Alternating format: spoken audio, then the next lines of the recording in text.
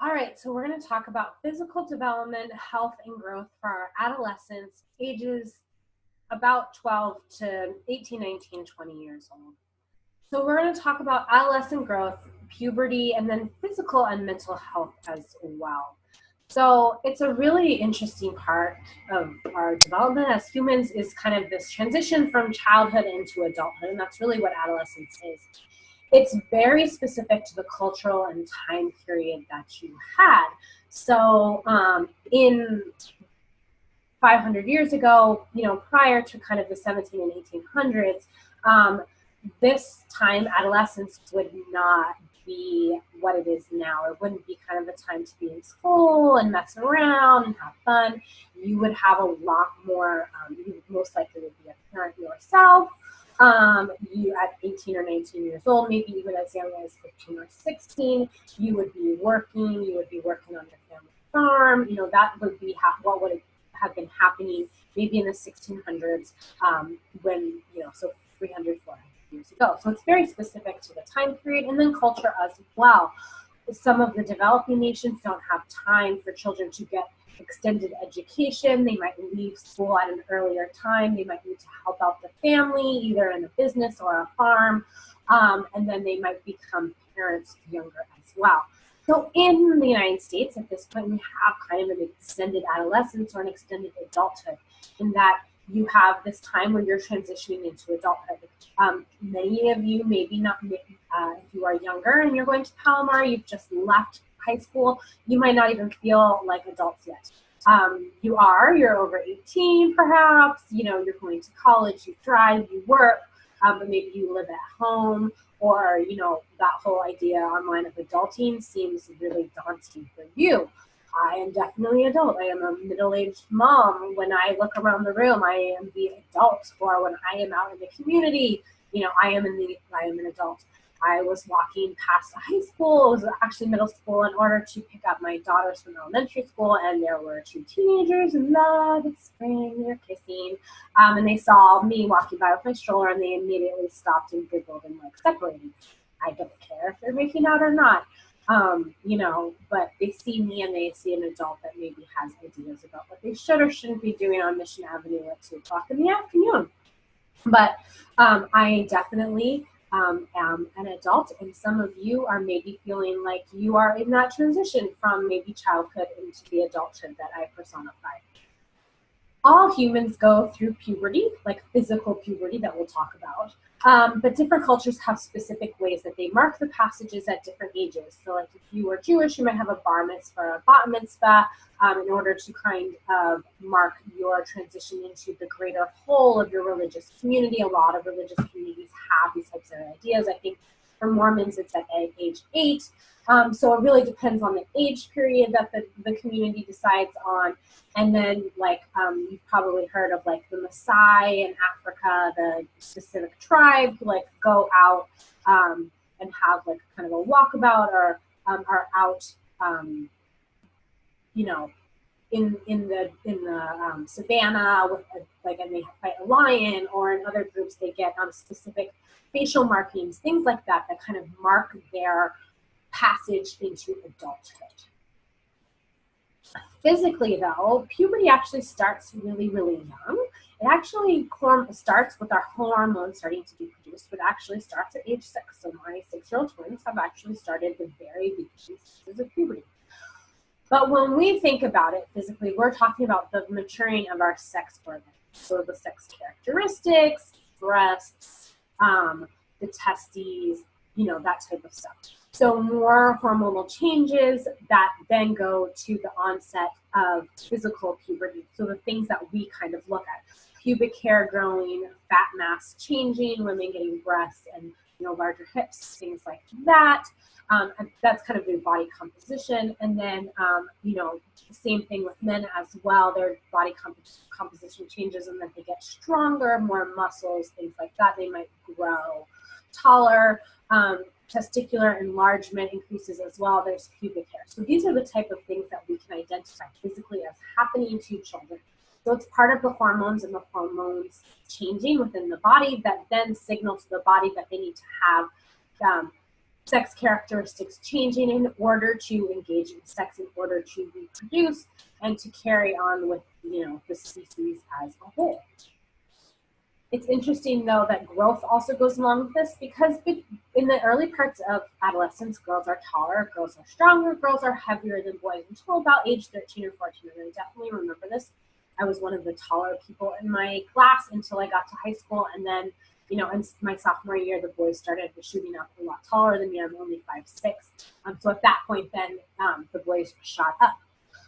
Girls also accumulate twice the fat of boys. It's very well known that we have higher fat percentages than men, typically in our breasts, our hips, and those types of areas as well. And that's part of the hormone that are produced, which signal puberty as well. Puberty can vary by 5 years within people. So some people they'll start menstruating at maybe 11, and then some women will start menstruating at like 15 or 16. There really is no normal. It's really whenever your body starts to kind of engage in that process.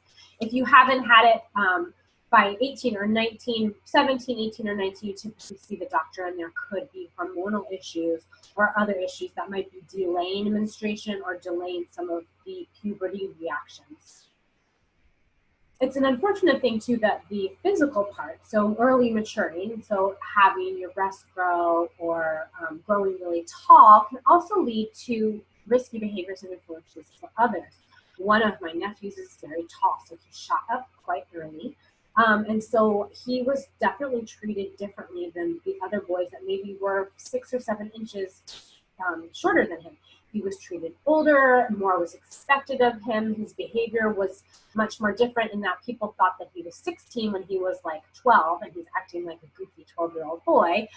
People are thinking that he's 15 or 16 years old. And same with girls, especially, if you have larger breasts and you're getting them earlier or you're menstruating earlier, so it can be linked to risk behaviors. People are treating you like a woman when maybe you're feeling more inside, well, I'm 11 or 12, I might have the body of somebody who's older than me, and people might be sexualizing me in that way, and that might lead to some risky behaviors. It's not destined or guaranteed to, but it has been linked to risky behaviors if you are maturing earlier.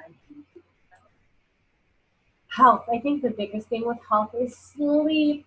And that's why I chose this picture. This is probably a community college student. I've seen you guys sleeping all over campus. Some of you are in the later stages of adolescence, but for our adolescents, they really need a lot of sleep. And the interesting thing is that they become a bit of night owls. They're going to sleep a little bit later, staying up to be on iPhones or computers or things like that. And then they want to stay up late, and then, I'm sorry, this is a typo. They want to stay up late and they want to wake up. No, that's right. They want to stay up late and then they want to wake up later. So they're wanting to go to sleep later at night, and they're not wanting to wake up 7 or 8 in order to get to school. But that's exactly when school starts, I think. Oceanside High starts at like 7:30 or 7:45. Those kids are there really, really early, and so that kind of doesn't mix with what we know developmentally about children, that they're staying up late, they're working on their homework, especially if they play sports. They might not be getting home until 6 or 7 in the evening. So staying up late to fulfill the responsibilities that they have, responsibilities with the home and chores as well, and then socializing, playing video games, things like that. There's actually a new law in California where they're working to ban early bell times. This has been a little bit controversial, and that working families are feeling like that's going to be a definite strain on getting children to school, supervising them appropriately. So we'll kind of see how this shakes out here in California, and that is it really going to change bell times? Is there going to be too much controversy around this? So it kind of highlights this idea about what do we know about children and how children are growing and learning, and then what do we have put in place with education. And I think this isn't something that's just specific to California, and it's not just specific to bell times as well, is that sometimes there's a mismatch, or we're not in sync with how we know children learn, but then how we expect them to learn in a classroom environment or an educational environment. So there is that mismatch somewhere as well too. A big thing with health at this age is that there are development of eating disorders as well. So kind of your mental image of yourself or your body image of yourself can be distorted either through media messages. And so you could engage in like binge eating or overeating, anorexia, bulimia. There's a lot of different aspects that it can take, either through overeating or through undereating, in order to kind of manipulate your body image to fit more in with media standards. And I think we've seen this change a lot. I became an adolescent in the 90s. And so there was this heroin chic kind of look in the 90s, where it was Calvin Klein, Kate Moss, super, super like, not emaciated, but very, very naturally skinny women. And so that is when this idea of media images and media ideas about bodies for men and for women was really kind of brought into the forefront of what we talked about, is that a lot of people don't look that skinny normally. And so if you're holding up a size 0 as the typical body image, what is that doing to people who are maybe not going to be that small, or it's going to take an eating disorder in order for people to get that small? There are, I think one of the fantastic things about humans is that there is huge diversity in how we look. People are not all the same height, we're not all the same body type, we don't hold fat in the same areas, but as long as we're at a healthy weight for our body and our body type, I think that we can have a wide diversity of people. And the biggest thing with our kids that are growing up and seeing maybe, you know, and I've seen this more with men, there's like this fitness physique now, like a super like cool. My husband goes to the gym a lot, and he's always talking about all these bros that are, you know, have these ideas about how, like, specific ways that men should look.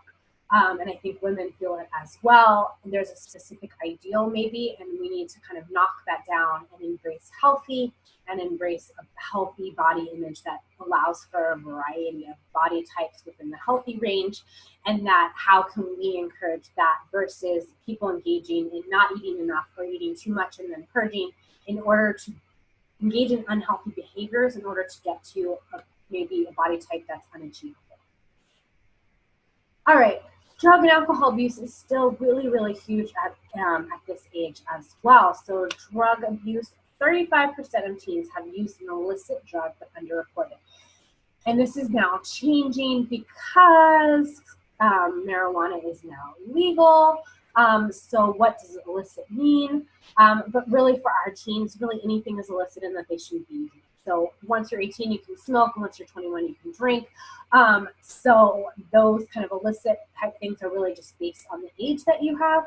And then cocaine, hallucinogens, ecstasy, LSD, marijuana, meth, heroin, any of those types of things are illicit in that nobody should be doing it. So this is kind of substance abuse by 12th graders, and this is 2004. So most 12th graders are under the age of 18, and they shouldn't have done any of these types of things. So most teenagers, almost 80%, had engaged in drinking at some point in the past. More than about 50% had smoked tobacco products. And I don't think that includes vaping, which has been a new trend as well. Maybe not smoking actual cigarettes, but vaping. Cannabis was about 50% as well, so that's marijuana. And then much lower are kind of the more illicit, harder drugs like cocaine, meth, and things like that. I think the biggest thing is that drinking. So almost 80% of people had a drink. I'd like to also include a slide about what type of drinking, because it's really the binge drinking. So it's drinking to excess that will hurt brain development. It hurts that white matter that we're starting to grow, and it can lead to long-term implications on memory and ability to learn. So we know that mother drinking while she's a woman drinking while she's pregnant can lead to fetal alcohol, which can really hurt brain development. We learned that back weeks ago. We also know that adolescents whose brain is still growing, your brain is growing throughout your lifespan, but definitely until age 21, 22, your prefrontal cortex, your amygdala, all those types of things are still really, really growing. So binge drinking will hurt that brain development, and it can lead to some real issues with memory and then your ability to learn. You want to keep your memory and you want to keep your ability to learn. So how can we teach adolescents about safe drinking or not drinking? It's a real issue as well, and I think it has to do a lot with the messages that they're getting from their family and community as well. So if their family is telling them not to drink, but their friend and peer group or their community group or their high school group has a lot of people who are engaging in binge drinking, they're getting two kind of mixed messages. And so that can be difficult for some teens to negotiate. Sometimes you have a match. Your family is telling you not to drink, and the friend group that you have doesn't drink as well. And so there'll be less of a conflict or a mismatch as well. We do know that most teens have engaged in some of these kinds. It also has to do with what you report and what you don't report. So we know that 35% of teens say that they do this, but we know that the number is actually much higher because they are not reporting it. Because there is this idea, because you can get in trouble. Not only is it illegal, but if your family is expecting you not to engage in this, but you are because of the peer group around you, then you're not going to probably tell the truth on one of these questionnaires or studies that's going around. All right, so mental health as well. The biggest one is depression. And we talked a little bit about depression when we were doing postpartum depression. So this is a hormonal change after the baby comes, but it's the same type of idea: sadness, hopelessness, irritability, anger, hostility possibly, frequently crying. The big one is withdrawing from friends and family or activities that you used to really enjoy before, poor school performance, not wanting to eat, sleeping all the time or not sleeping at all. These are a lot of the hallmark signs of depression. So we know that 8 out of 100 teens report having serious depression. So that's about 2 out of every 25 teens. So in a classroom, you have 25 to 30 people. 2 of them in the past or right now might be suffering from depression, enough that they could benefit from whatever treatment methods are available to them. We do know that also 8% of all teens have an anxiety disorder, 5% have ADHD, 3% might have oppositional defiant disorder. So that's like people who really struggle with anger, frustration, things like that. And then only 1% have obsessive compulsive disorder. And that's not like I like everything alphabetized and color coded. I'm OCD. Like this is the compulsive thing where you feel like you need to lock doors over and over, wash your hands over and over, things like that. We do know that of all these things that I've said that teens might be dealing with, really of all of those things, only less than 40%, so much less than half, receive help. It's either not being identified by family and friends, the adolescent themselves is not identifying it to counselors or friends and families that are in their home. And when it is identified, sometimes they are not receiving the appropriate treatment as well. And treatment can come in many forms. It can be drugs, it can be talk therapy, like going to a psychiatrist. Group therapy can be really helpful with other adolescents. So there's a lot of different options, but they maybe are not receiving that treatment that they need. Same with eating disorders and people who have substance abuse issues. So we know a lot of teens engage in drinking and smoking. And if it does become an addiction issue, it really, at this age, we are not identifying and treating the mental health, substance abuse, and eating disorder behaviors that we are seeing in this age. And I really like that as a society, we're now having more conversations about mental health. We're having more conversations about treatment and not stigmatizing treatment. That sometimes we need to have a little bit extra support in order to go through maybe a difficult time. Adolescence is on its own really difficult. You're making that transition. You're going from your home, you're going from school into a bigger, wider world where you have to act more like an adult. It's a huge transition. And to add in maybe a mood disorder, substance abuse addiction, or an eating disorder can make it even more difficult. So we really need to help and support our adolescents. The number one cause of death, I've kind of gone, each time I've talked about health and growth, I've talked about the number one cause. The biggest one is motor vehicle deaths. That's the number one cause. And then it's suicide, unfortunately, and then homicide and accidental deaths. Out of firearm-related deaths in the United States, I want to say, I don't remember, I was just looking at this the other day, it's less than 25% were accidental. So the really unfortunate thing about homicide, about these deaths, is that a lot of them were homicides. So a lot of them were intentional deaths for our teens. And I think that's a shame that probably the third largest cause of death for teenagers was homicide, gang related, violence in the home related, something like that. So all three of these are preventable.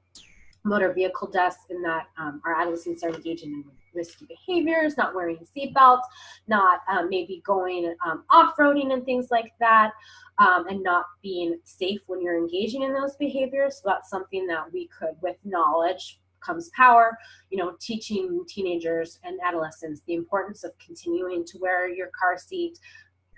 They shouldn't be in car seats when they're adolescents.